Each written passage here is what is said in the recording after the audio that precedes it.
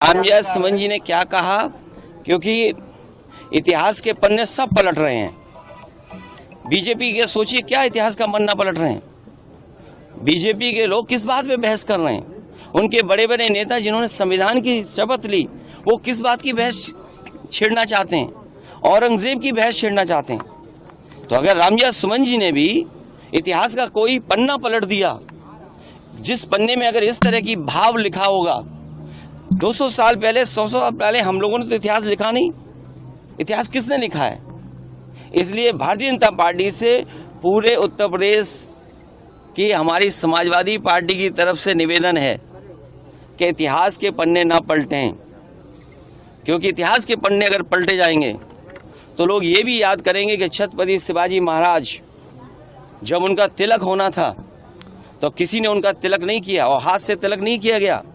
सुनने में आ रहा है कि पैर के बाएं अंगूठे से उनका तिलक किया गया था। क्या भारतीय जनता पार्टी इस बात की निंदा करेगी? आज जो लोग विकसित भारत का सपना देख रहे हैं, आप इतिहास के पन्ने पलटिएगा। कभी गैलीलियो ने कहा था कि धरती कैसे घूम रही है, किसका चक्कर लगा रही है, उसे सजा दे दी थी, मौत हो गई थी उसकी। 400 साल बाद उस चर्च ने माफी मांगी उस बात को लेकर के।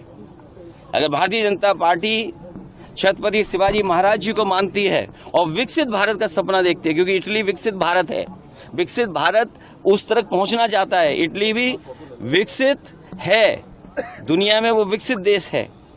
तो क्या अगर चर्च ने अपनी गलती स्वीकार की थी, माफी मांगी थी, तो छत्रपति शिवाजी महाराज जी का बाएं पैर के अंगूठे से तिलक हुआ, उसके लिए भारतीय जनता पार्टी माफी मांगेगी कि नहीं मांगेगी?